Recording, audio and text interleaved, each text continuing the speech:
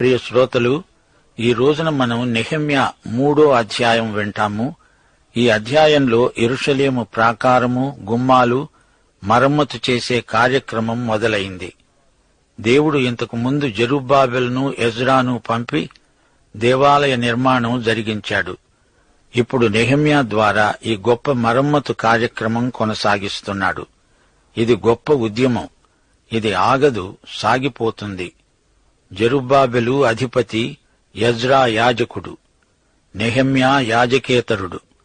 ఈ ముగ్గురి వ్యక్తిత్వాలలో ఎంతో వైవిధ్యం ఉంది. ఈ ముగ్గురి పని తీరు కూడా ప్రత్యేకమైనది. దేవుడు ఈ ముగ్గురిని వాడుకున్నాడు. దేవునికే మహిమ. యెరూషలేము గుమ్మాలు 12. ఈ 12 గుమ్మాల క్రమం చెబుతాను వినండి. 1 గొర్రెల గుమ్మం, 2 మత్స్యపు గుమ్మం, 3 పాత గుమ్మము, 4 లోయ గుమ్మము, 5 పెంట గుమ్మము, 6 ధార గుమ్మము, 7 నీటి గుమ్మము, 8 గుర్రాల గుమ్మము, 9 తూర్పు గుమ్మము, 10 ఎఫ్రాయిము గుమ్మము, 11 బందీ గృహపు గుమ్మము, 12 మిఫ్కాదు గుమ్మము. ఇప్పుడు నెహెమ్యా 3వ అధ్యాయం వచనం వెంబడి వచనం వినండి. ప్రతి గుమ్మంలోనూ విశ్వాసులకు ఒక గొప్ప సందేశం లభిస్తుంది. ప్రధాన యాజకుడైన ఎల్యాషీబు, అతని సహోదరులైన యాజకులు లేచి గొర్రెల గుమ్మాన్ని కట్టి ప్రతిష్ఠించి తలుపులు నిలిపారు. హమ్మేయా గోపురం వరకు, హనన్యేలు గోపురం వరకు ప్రాకారాన్ని కట్టి ప్రతిష్ఠించారు. ఈ మరమ్మతు కార్యక్రమమంతటికీ ప్రారంభం గొర్రెల గుమ్మం. ఈ ద్వారము గుండానే యేసు ప్రభు యెరూషలేము పట్టణంలో ప్రవేశించాడు. యోహాను శుభవార్త 5వ అధ్యాయం 2వ వచనంలో గొర్రెల ద్వారం పేర్కొనబడింది. యెరూషలేములో గొర్రెల ద్వారము దగ్గర హెబ్రీ భాషలో బేతెస్దా అనబడిన ఒక కోనేరు కలదు. ప్రతిసారి యేసు యెరూషలేములోకి రావడానికి గొర్రెల ద్వారాన్ని వినియోగించుకున్నాడు. తదుపరి యెరూషలేములో విజయప్రవేశం చేసినప్పుడు మాత్రం తూర్పు ద్వారాన్ని ఉపయోగించుకున్నాడు. తూర్పు ద్వారం బంగారు ద్వారం కాదు. ఈ ద్వారం ప్రస్తుతం మూయబడి ఉన్నది. యేసు ప్రభు తిరిగి వచ్చేదాకా ఆ ద్వారము తెరవబడదు. ఇది స్వర్ణద్వారం కాదు. స్వర్ణద్వారం గుండా దేవాలయంలోకి వెడతారు. యేసు వచ్చినప్పుడు స్వర్ణద్వారం గుండా దేవాలయంలోకి అతి పరిశుద్ధ స్థలములో ప్రవేశిస్తాడు. మరి ఈ గొర్రెల ద్వారమేమిటి? ఈ ద్వారం గుండా ఎన్నెన్నో గొర్రెలను బలి ఇవ్వడానికి తెస్తారు. యేసు దేవుని గొర్రెపిల్ల, అందుకే ఆయన ఈ ద్వారం గుండా వచ్చాడు. యోహాను శుభవార్త 1వ అధ్యాయం 29వ వచనం, ఇదిగో లోక పాపమును మోసికొని పోయే దేవుని గొర్రెపిల్ల అని బాప్తిస్మకుడైన యోహాను యేసును గురించి సాక్ష్యమిచ్చాడు. యేసు దేవుని గొర్రెపిల్ల. ఈ గొర్రెపిల్ల శిలువ మీద లోక పాప పరిహారము నిమిత్తం బలి అయ్యాడు. ప్రియ శ్రోతలు, వింటున్నారా? గొర్రెల ద్వారం యేసుక్రీస్తు యొక్క శిలువ సంకేతం. గొర్రెల ద్వారం వద్దనే విశ్వాసి జీవిత యాత్ర ఆరంభమవుతుంది. యేసు నీకిచ్చింది ఏదో దానితో విశ్వాస జీవితం మొదలవుతుంది. నీవు ఆయనకు ఏమీ ఇవ్వలేవు, ఇచ్చే ప్రయత్నం కూడా చేయకూడదు. ఆయన శిలువ మరణమే నీకు శరణం. అదే గొర్రెల గుమ్మం. అతన్ని ఆనుకొని యెరికో పట్టణపు వారు కట్టారు. వారిని ఆనుకొని ఇమ్రీ కుమారుడైన జక్కూరు కట్టాడు. యెరికో శాపగ్రస్తమైన పట్టణం. ఈ పట్టణం గొర్రెల గుమ్మానికి ప్రక్కగా ఉంది. యెహోషువ 6వ అధ్యాయం 26వ వచనం. ఆ కాలమున యెహోషువ జనుల చేత శపథము చేయించి వారికి ఈలాగు ఆజ్ఞాపించాడు. ఎవడు యెరికో పట్టణాన్ని కట్టించ పూనుకుంటాడో వాడు యెహోవా దృష్టికి శాపగ్రస్తుడవుతాడు. వాడు దానికి పునాది వేస్తే వాని జ్యేష్ఠ కుమారుడు చస్తాడు. దాని తలుపులను నిలువనెత్తితే వాని కనిష్ఠ కుమారుడు చస్తాడు. ఆహాబు కాలంలో ఒక వ్యక్తి ఈ పట్టణాన్ని పునర్నిర్మిస్తే అతడు అతని కుమారులు శాపానికి గురి అయ్యారు. యెరికో శాపగ్రస్తమైన పట్టణం. ఆ మాటకొస్తే మనము నివసించే ఈ లోకమంతా శాపం కిందే ఉంది. శపితమైన లోకమిది. మానవుడు ఈ లోకాన్ని పాప విష కలుషితం చేశాడు. మానవుని సమస్యలు అతని శక్తికి మించినవి. వాటిని మానవుడు వదిలించుకోలేడు. పాపం అనే జటిల సమస్యకు యేసుక్రీస్తు మరణమే పరిష్కారం. మరో మార్గం లేదు. యెహెజ్కేలు 18వ అధ్యాయం 4వ వచనం ఏమంటోంది? పాపము చేసేవాడెవడో వాడే మరణము చెందుతాడు. ఇది అక్షరాలా నిజం. ఇది ప్రతి మానవునిపై నిలిచి ఉన్న తీర్పు. యేసు ఈ తీర్పును, శిక్షను తానే శిలువ మీద నీకోసం భరించాడు. దానికి ఆయనే సమర్థుడు. నీవెంతవరకు ఆయన యందు విశ్వసించి ఉండకపోతే ఇదే అనుకూల సమయం, ఇదే రక్షణ దినం. గొర్రెల గుమ్మం తరువాత మత్స్యపు గుమ్మం, అనగా చేపల గుమ్మం. 3వ వచనం. మత్స్యపు గుమ్మమును హస్యనాయ వంశస్థులు కట్టారు. వారు దానికి దూలాలెత్తి తలుపులు నిలిపి తాళములను గడియలను అమర్చారు. మధ్యధరా సముద్రములో నుండి, యోర్దాను నది నుండి చేపలు పట్టి వాటిని ఈ గుమ్మము దగ్గరికి తెస్తారు. ఆ రోజుల్లో ప్రజలకు చేపలు ఆహారంగా ఎంతో ముఖ్యమైనవి. చేపల గుమ్మం ఎక్కడ ఉందో సులభంగా గుర్తించవచ్చు. చేపల కంపు గుప్పుమని అల్లంత దూరానికి ప్రసరిస్తుందని మనకు తెలుసు. ఇంతకు చేపల గుమ్మం ఏమి సూచిస్తుంది? మత్తయి సువార్త 4వ అధ్యాయం 19వ వచనం. యేసు తన శిష్యులతో అన్నాడు, నా వెంబడి రండి, నేను మిమ్ములను మనుష్యులను పట్టే జాలరులనుగా చేస్తాను. లూకాసువార్త 24వ అధ్యాయం 49వ వచనంలో యేసు తన శిష్యులను ఉద్దేశించి అన్నాడు, ఇదిగో నా తండ్రి వాగ్దానము చేసినది మీ మీదికి పంపుతున్నాను. మీరు పైనుండి శక్తి పొందే వరకు పట్టణములోనే నిలిచి ఉండండి. శిష్యులారా, వెంటనే వెళ్లవద్దు. మీరు పరిశుద్ధాత్మ బాప్తిస్మము పొందిన తరువాత మాత్రమే వెళ్ళాలి. వారిలో పరిశుద్ధాత్మ నివాసమున్నాడు. పరిశుద్ధాత్మ వారికి నూతన జన్మానుభవం అనుగ్రహించాడు. ఆ పిమ్మట వారు పరిశుద్ధాత్మతో నింపబడాలి. పెంతెకొస్తునాడు వారు పరిశుద్ధాత్మతో నింపబడ్డారు. ఆ రోజుననే వారు మనుషులను పట్టే జాలరులయ్యారు. రక్షణ లేని వారు, ఆత్మతో నింపబడని వారు మనుష్యులను పట్టే జాలరులు కాలేరు. లోక సముద్రంలో మనుష్యులు అనే చేపలు పట్టడం అంటే ఏమిటో ఆత్మ నింపుదల లేని వారికి ఏమి తెలుసు? ప్రతి విశ్వాసీ ఏదో ఒక విధంగా మత్స్యపు ద్వారం గుండా వెళ్లవలసిందే, తప్పదు. మీరు నన్ను వెంబడించండి, నేను మిమ్ములను మనుష్యులను పట్టే జాలరులను చేస్తాను అన్నవాడు ప్రభువు. ఆయన చేస్తే మనమవుతాము. ఈ గుమ్మాల మరమ్మతులో పాల్గొన్న వారి పేర్లు ఎన్నెన్నో ఈ అధ్యాయంలో చెప్పబడ్డాయి. మేరేమోతు, మెషుల్లాము, సాదోకు, తెకోనీయులు మరమ్మతు కార్యక్రమంలో పాల్గొన్న వ్యక్తులు. అయితే జనుల అధికారులు తమ ప్రభు పనిచేయడానికి ఒప్పుకొనలేదు. అధికారులకు స్వాభిమానం అడ్డు వచ్చిందిట. వారు ఒక్కరాయి మొయ్యలేదు. ఒళ్ళు దాచుకునే అధికారులు. వీరికి డాబు, దర్పం ఎక్కువ. వీరిని గురించే సామెతలు 11వ అధ్యాయం 26వ వచనం అంటోంది, ధాన్యం బిగబట్టేవాణ్ణి జనులు శపిస్తారు, దానిని అమ్మేవాని తలమీదికి దీవెన వస్తుంది. ధాన్యము అంటే దేవుని వాక్యం. వాక్యాహారము లేక 100,000 ప్రజలు అలమటించిపోతున్నారు. ఆకలిగొన్న ప్రజానీకం నుండి వాక్యాహారాన్ని బిగబట్టడం శాపం. మనుష్యులను పట్టే జాలరులారా, దేవుని వాక్యాన్ని విరివిగా పంచిపెట్టండి. ధాన్యాన్ని అక్రమంగా గోదాములలో నిలువ చేయకండి. అది దేవుని రాజ్యంలో గొప్ప నేరమవుతుంది. ఇక 3వ ద్వారం పాత గుమ్మం. 6వ వచనం. పాత గుమ్మాన్ని బాగు చేసేవారెవరనగా యెహోయాదా, మెషుల్లాము.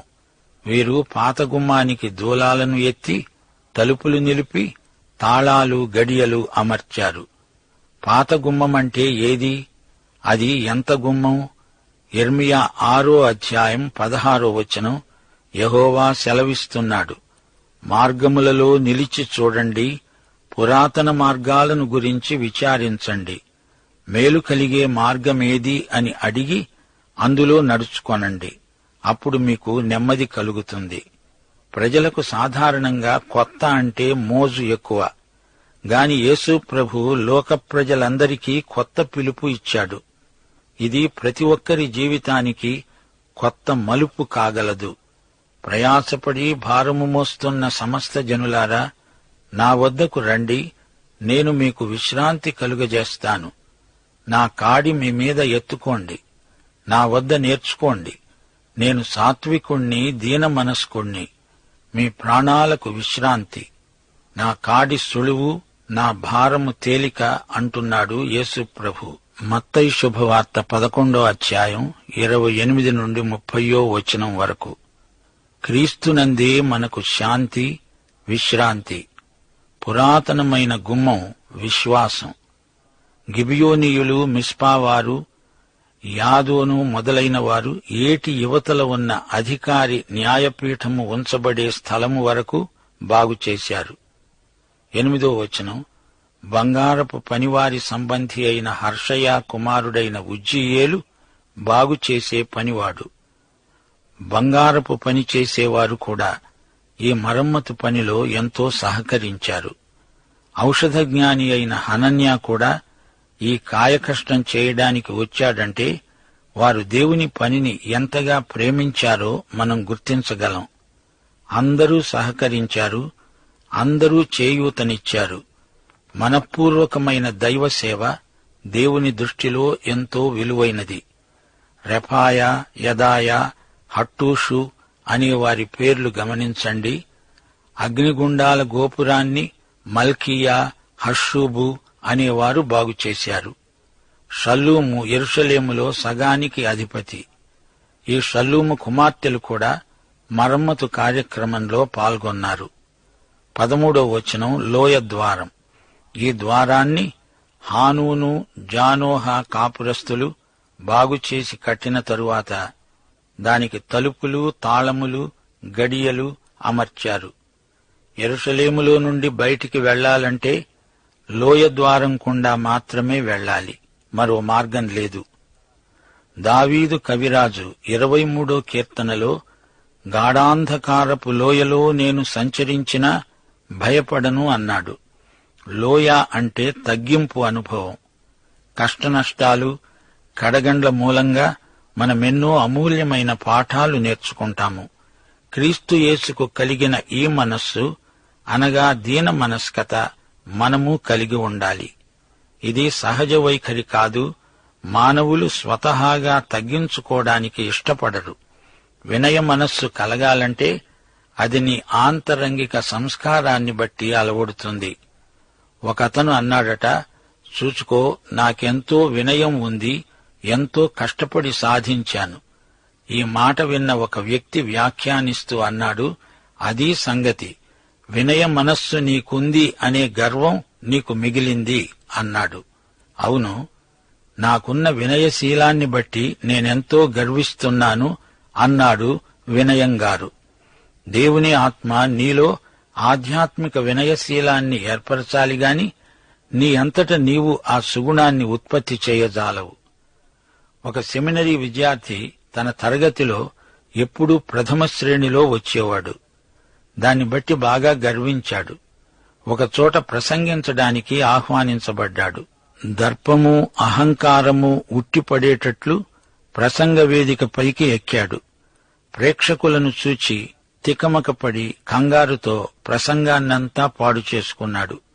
సిగ్గుతో వేదిక దిగిపోతుంటే ఒకతను అన్నాడు, నీవు వేదిక దిగి వచ్చినట్లు ఎక్కి ఉంటే ఎక్కినట్లే దిగి వచ్చేవాడివి. విద్యార్థికి మంచి పాఠం దేవుడే నేర్పించాడు. వినయశీలం ఆత్మఫలం.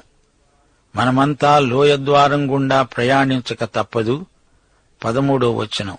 పెంట ద్వారం వరకు ఉండే గోడ 1000 మూరల వరకు వారు కట్టారు. బేత్ హక్కెరెము ప్రదేశానికి అధిపతి అయిన రేకాబు కుమారుడైన మల్కీయా పెంట గుమ్మాన్ని బాగుచేశాడు. అతడు దానిని కట్టిన తరువాత దానికి తలుపులు నిలిపి తాళములను, గడియలను అమర్చాడు.